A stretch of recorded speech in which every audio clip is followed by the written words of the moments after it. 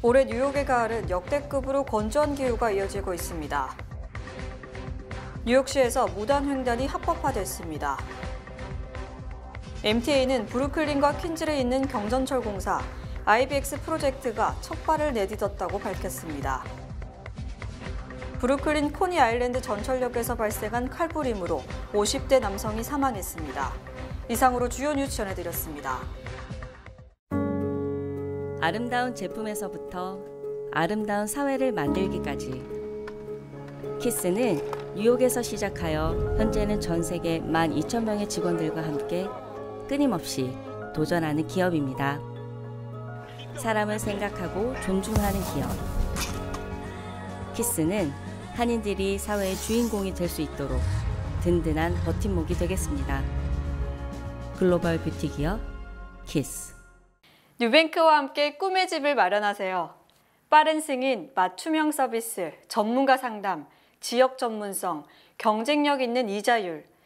뉴뱅크가 주택 소유를 쉽고 간단하게 모든 단계에서 도움을 드립니다. 지금 바로 가까운 뉴뱅크 지점을 방문해서 홈모기지 대출 상품에 대해 문의하세요. 뉴뱅크 제공입니다. 시청자 여러분 안녕하십니까? 10월 30일 수요일 TKC 뉴스데스크 첫 소식입니다. 뉴욕 일원의 역사상 전례 없는 건조 기후가 지속되고 있습니다. 10월은 역사상으로 원래 건조한 달이지만 이번 가을처럼 오랫동안 비가 오지 않은 경우는 없었습니다. 국립기상청 기상학자에 따르면 어제 날짜 기준 뉴욕시에선 29일 동안 비가 내리지 않아 1869년 이래로 역사상 두 번째로 긴 가뭄으로 기록됐습니다. 도미닉 나문닉 국립기상청 기상학자는 이번 가을이 시작된 후 6, 7주 동안 센트럴파크에 측정 가능한 강수량이 기록되지 않은 것은 매우 이례적인 일이다. 뉴욕 일원은 현재 가뭄이 시작되기 전 마지막 건조 단계인 비정상적으로 건조한 단계에 도달했다고 설명했습니다. 현재 뉴욕주 환경보호국은 아직 가뭄주의보나 경보는 발령하지 않은 상태입니다. 한편 뉴저지 중부 지역은 이미 중간 정도의 가뭄 상태에 접어들었고 남부 지역은 심각한 가뭄에 시달리고 있는 것으로 알려졌습니다. 지난 18일 필머피 뉴저지 주지사는 주 전역에 가뭄주의보를 발령하고 주민들에게 물을 절약할 것을 당부한 바 있습니다. 뉴욕시에서 무단횡단이 합법화됐습니다. 뉴욕시의회가 지난달 통과시킨 이 조례안은 교통신호를 무시하고 길을 건너거나 횡단보도 이외의 도로에서 횡단하는 행위가 불법이 아니며 경찰의 단속 대상이 될 수 없다고 명시했습니다. 그러나 횡단보도 이외 도로에서 보행자가 통행권을 갖는 것은 아니며 통행권이 있는 차량 등 다른 교통수단에 양보해야 합니다. 시의회는 지난달 무단횡단을 처벌하지 않는 조례안을 통과시켰고 에릭 아담스 뉴욕시장이 거부권을 행사하지 않아 이 조례안은 120일 후에 시행됩니다. 이 조례를 발의한 브루클린 민주당 메르세데스 나르시스 시의원은 유색인종의 불균형적으로 발부된 무단횡단 티켓 문제를 바로잡는 데 도움이 될 것이라고 밝혔습니다. 한편 뉴욕시는 1958년부터 무단횡단을 금지하는 법이 시행됐으며 현재 위반 시 $250의 벌금을 부과하고 있습니다. 브루클린과 퀸즈에 있는 경전철 공사가 디자인 및 환경성 검토 단계에 착수해 뉴욕 시민들에게 한 발자국 더 가까워졌습니다. 메트로폴리탄 교통공사는 13일 인터보로 익스프레스 프로젝트인 IBX의 엔지니어링 및 디자인 제안서를 공개하고 연방정부의 환경성 검토를 요청했다고 어제 언론 인터뷰를 통해 밝혔습니다. $55억 IBX 프로젝트는 현존하는 화물철도 옆에 경전철을 새롭게 건설하는 것으로 17개의 전철 라인과 롱아일랜드 레일로드를 연결할 예정입니다. 자노리버 MTA 회장은 브루클린과 퀸즈로 오가는 통근자의 60%가 이 전철을 이용할 수 있을 것으로 전망된다고 말했습니다. 이번 공사의 목표는 브루클린 퀸즈 주민의 통근 시간을 줄이고 50%는 자차가 없는 저소득층 주민들에게 더 나은 교통 서비스를 제공하는 데 있다고 덧붙였습니다. 한편 IBX에 할당된 MTA의 2025-2029 예산은 $27억 5천만 달러로 IBX 프로젝트 실행에 필요한 예산인 $55억 달러에 한참 못 미칩니다. 자노리버 회장은 9월 25일 있은 이사회 회의에서 MTA가 재정에 맞춰 기존 시설 유지라는 우선순위를 고려한다면 IBX 프로젝트를 축소해야 한다며 MTA의 재정 적자를 메꾸기 위해선 캐시 호컬 주지사가 지난 6월 중단한 교통 혼잡세의 재실행이 필요하다고 강조했습니다. 어제 저녁 브루클린 코니 아일랜드의 메인 전철역에서 50대 남성이 칼에 찔려 숨지는 사건이 발생했습니다. 경찰은 어제 저녁 11시 20분경 코니 아일랜드 스틸웰 애비뉴역의 N 플랫폼 뒤쪽에서 54세 남성이 칼에 찔려 피를 흘리고 있다는 신고를 받았습니다. 구급대는 피해자를 인근 브루클린 병원으로 이송했고 1시간 후 사망 선고를 받았습니다. 경찰은 N 전철역 플랫폼에서 피해자와 용의자 사이 다툼이 있었던 것으로 추측한다고 밝혔습니다.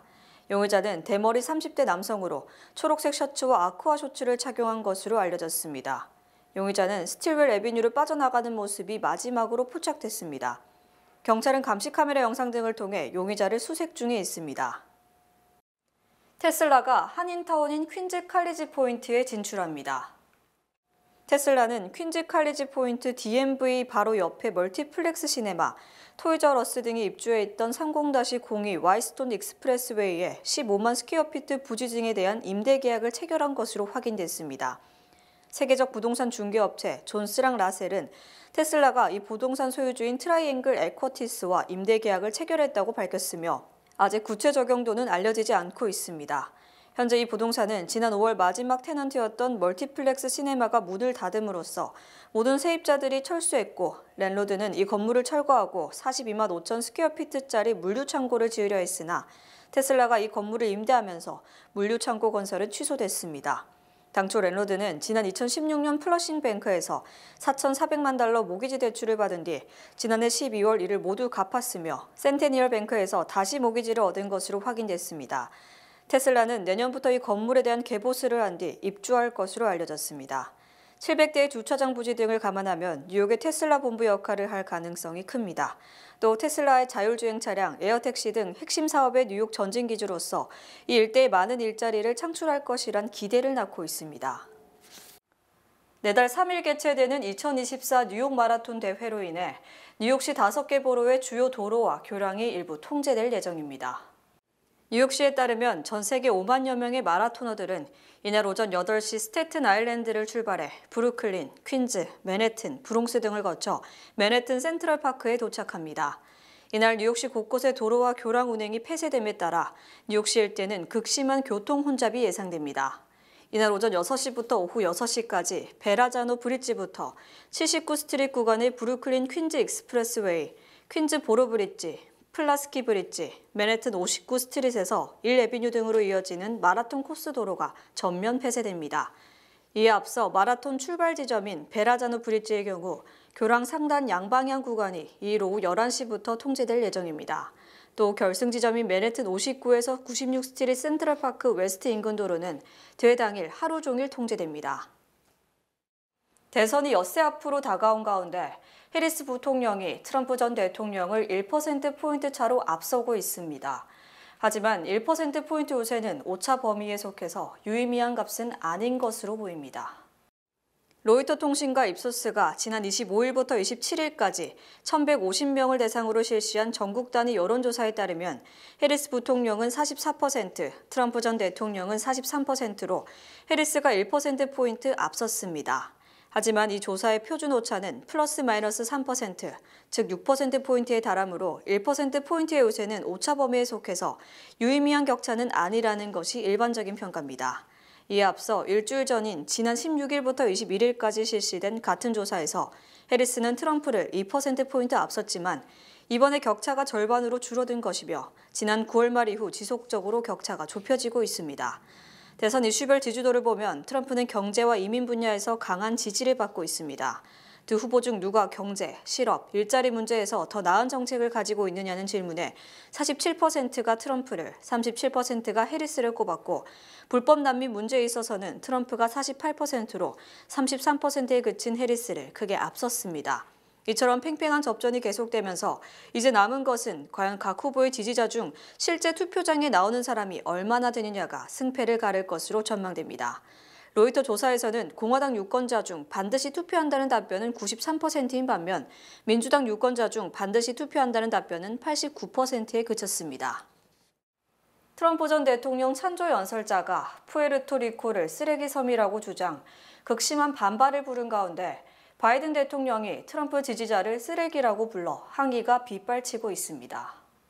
바이든 대통령은 어제 히스패닉 유권자 단체 행사에 참석, 트럼프 진영이 푸에르토리코를 쓰레기 섬이라고 지목한 것을 언급하며 트럼프 지지자를 쓰레기라고 부르는 망언을 했습니다. 바이든 대통령은 트럼프 유세에서 한 연사가 푸에르토리코를 쓰레기 섬이라고 했는데 푸에르토리코 사람들은 모두 선량하고 존경할 만한 사람들이며 내가 보기에 밖에 떠다니는 유일한 쓰레기는 그의 지지자들이라고 말했습니다. 또 트럼프가 히스패닉을 악마화하는 것은 비양심적이고 반미국적인 일이라며 이는 우리가 했던 모든 일과 우리 존재 자체를 부정하는 것이라고 비판했습니다. 즉 바이든 대통령은 트럼프 지지자들을 쓰레기라고 규정한 것으로 푸에르토리코 쓰레기 발언으로 수세에 몰렸던 트럼프 캠프는 반격의 기회를 잡았다며 안도하는 모습입니다. 바이든 대통령은 자신의 발언이 논란이 되자 소셜미디어를 통해 내가 언급한 것은 트럼프 지지자들이 유세에서 내뱉은 푸에르토리코에 대한 혐오 발언이며 그 외에 다른 단어를 생각해낼 수 없었다고 해명했습니다. 백악관도 바이든 대통령은 트럼프 유세 당시 혐오 발언에 대해 쓰레기라고 한 것이라고 주장했습니다. 반면 트럼프 캠프는 바이든과 해리스는 트럼프만 싫어하는 게 아니다. 그들은 트럼프를 지지하는 수천만 명의 미국인을 경멸했다고 비판했습니다. 또 마르코 루비오 공화당 상원의원도 바이든이 우리의 영웅적 지지자들을 쓰레기라고 불렀다. 자신의 나라를 사랑하는 평범한 미국인을 그렇게 부른 것이라며 비판의 목소리를 높였습니다. 미국 경제 전문가들은 연준이 대선 직후 기준금리를 0.25%포인트 인하할 것이라고 전망했습니다. 로이터 통신이 경제 전문가 111명을 대상으로 설문조사를 실시한 결과 응답자 전원이 다음 달 7일 연준이 기준금리를 0.25%포인트 인하할 것이라고 답했습니다. 또 12월 금리 전망에 대해서도 응답자의 90% 이상이 0.25%포인트 인하를 예상, 결국 올해 두 차례 금리 인하로 기준금리가 추가로 0.5%포인트 낮아질 것으로 전망했습니다. 연준 역시 지난달 공개한 금리 예상 점도표에서 연말 기준금리 전망치를 종전 5.1%에서 4.4%로 하향 조정함에 따라 연말까지 최대 0.7%포인트를 인하할 수 있음을 시사했습니다. 실물 경제 참가자들의 전망을 보여주는 시카고 상품거래소 패드워치도 다음 달 금리 0.25%포인트 인하 가능성이 98.4%에 달한 반면 동결 전망은 1.6%에 그쳤습니다. 즉 한 달 전 53.3%로 가반을 넘었던 0.5% B컷 전망이 이번에는 완전히 자취를 감춘 겁니다. 또 경제 전문가들은 이번 조사에서 연준이 내년 1, 2분기에 각각 0.5%포인트, 4분기에 0.25%포인트 등 추가로 0.75%포인트 인하할 것으로 예상했습니다. 이에 따라 올해 세 차례에 걸쳐 모두 1%포인트, 내년에 0.75%포인트 등 1.75%포인트를 내림으로써 기준금리가 3.25%까지 내려갈 것으로 전망됩니다. 이처럼 금리 동결 예상은 사라지고 다시 금리 인하에 무게가 실리면서 주택 구입 희망자들은 모기지가 더 내릴 것이 확실시됨에 따라 주택 구매를 더 늦출 것이며 덩달아 부동산 경기 회복세가 더딜 것으로 우려됩니다. 지난달 미국 기업들의 구인 건수가 3년 반 만에 최저치를 기록한 반면 소비자 신뢰지수는 급등, 연말 소비는 호조를 보일 것으로 관측됩니다. 연방노동부가 어제 발표한 구인구직 보고서에 따르면 9월 구인 건수는 744만 건으로 지난 8월보다 42만 건 줄었습니다. 이는 지난 2021년 1월 이후 가장 적은 것이며 다우존스가 집계한 전문가 전망치 800만 건을 크게 밑도는 겁니다. 특히 기업들의 구인 건수는 지난 2022년 3월 1,200만 건으로 사상 최대치를 기록한 뒤 계속 감소하고 있습니다. 하지만 팬데믹 이전 월 평균 구인 건수가 700만 대 초반에서 횡보했던 점을 감안하면 과열 양상을 보였던 노동시장이 균형을 찾아가고 있다는 분석이 제기됐습니다. 한편 미국 소비자들의 소비 심리를 보여주는 소비자 신뢰지수는 크게 상승했습니다. 민간 경제단체 컨퍼런스 보드는 10월 소비자 신뢰지수가 108.7로 한 달 전 99.2보다 무려 9.5포인트 상승했다고 밝혔습니다. 이는 지난 1월 이후 9개월 만에 가장 높은 것으로 미국 최대 쇼핑 시즌인 추수감사절, 연말연시 소비자들이 지갑을 활짝 열 것이라는 기대가 커지고 있습니다. 또 사업 및 노동시장에 대한 소비자의 단기 전망을 반영한 기대지수도 89.1로 6.3포인트 상승, 경기 침체 위험 신호 기준점인 80선을 크게 웃돌며 노랜딩설에 무게가 실리고 있습니다. 일론 머스크 테슬라 최고 경영자가 한국의 인구가 지금의 3분의 1 이하로 줄어들 것이라고 경고했습니다. 머스크는 어제 사우디아라비아 리야드의 한 투자 포럼에 화상 출연, 현재 출산율을 기준으로 살펴보면 한국 인구는 지금의 3분의 1보다도 훨씬 적어질 것이라고 말했습니다. 또 유럽도 현재 인구의 절반보다 적어질 것이다. 그나마 이는 여성 한 명당 출산율이 갑자기 2.1로 높아진다는 가정에 따른 것이며 현재 출산율 감소 추세가 계속되면 세계 인구가 향후 3세대 내에 5% 이하로 줄어들 것이라고 전망했습니다. 머스크는 단기적으로는 인공지능에 따른 폐해가 가장 심각한 위협이지만 장기적으로는 세계 인구의 붕괴이며 대부분 국가가 출산율 회복을 최우선 과제로 삼아야 하며 사람이 없다면 인류도 없을 것이고 다른 모든 정책도 무의미해진다고 강조했습니다. 지난해 한국 여성이 평생 낳을 것으로 예상되는 합계 출산율은 0.72명으로 사상 최저를 기록했으며 전 세계에서 가장 출산율이 낮은 국가 중 하나로 전락했습니다. 머스크는 지난 2022년에도 한국이 홍콩과 함께 세계에서 가장 빠른 인구 붕괴를 겪고 있다고 지적했습니다. 또 머스크는 지금 2040년을 예측하기에는 너무나 먼 시간이지만 그때는 휴머노이드, 즉 인공지능 로봇이 100억 개가 넘어 사람보다 더 많아질 것이라고 주장, AI 공포가 점차 현실화되고 있습니다. 미주 최대 한인은행에서 이제 아시아계를 대표하는 은행으로 도약하는 희망을 설계하는 전문가들의 은행, Bankers, Experts, Neighbors, 뱅크 오브 호프가 지원합니다. 주요 단신 전해드립니다. 대선을 앞두고 오리건주 포틀랜드와 워싱턴주 밴쿠버 등에서 사전투표함에 잇따라 화재가 발생해 수백 장의 투표용지가 소실됐습니다. 한편 공화당은 사전투표용지에 결합이 발견되더라도 재투표를 금지하도록 하는 내용의 가처분 소송을 연방 대법원에 제기했습니다.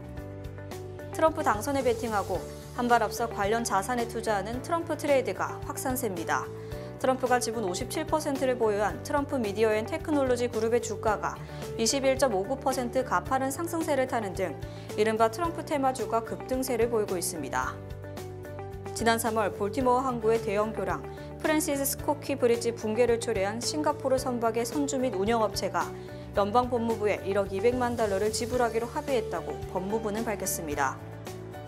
40%가 넘는 뉴욕 주민이 소득의 30% 이상을 렌트비로 지출하는 것으로 파악됐습니다. 퓨리서치 센터가 발표한 주택비용 설문조사에 따르면 전국 성인의 69%가 주택비용에 대해 매우 우려한다고 응답했습니다. 캐시 호컬 뉴욕주지사는 유권자들의 올바른 선택을 방해하는 인공지능 딥페이크를 이용한 가짜 사진과 허위 음성 정보에 대한 단속에 나선다고 밝혔습니다. 특히 AI가 만들어내는 딥페이크는 후보자와 그의 잠재적 정책 등을 왜곡시킬 수 있는 만큼 반드시 퇴출시켜야 한다고 강조했습니다. 지난 8월 주요 도시들의 주택 가격이 역대 최고 수준을 경신했습니다.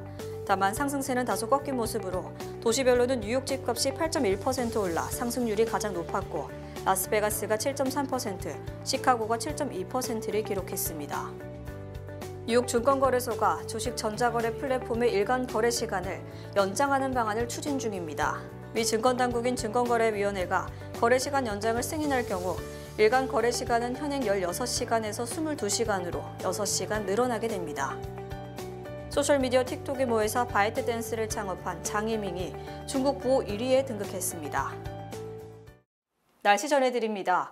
목요일인 내일은 이례적으로 낮 최고기온이 79도까지 오르는 등 포근하겠습니다. 최저기온은 66도로 저녁까지 선선한 날씨가 이어지겠습니다. 해 뜨는 시간은 7시 26분, 해지는 시간은 5시 52분입니다. 이상으로 주간 날씨와 세계 날씨 전해드립니다.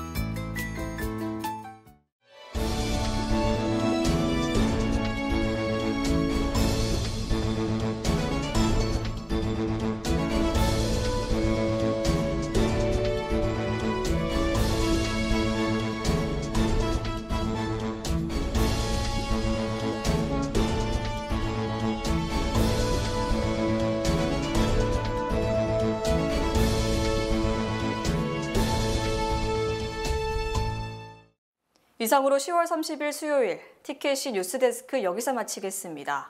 시청해주신 여러분 고맙습니다.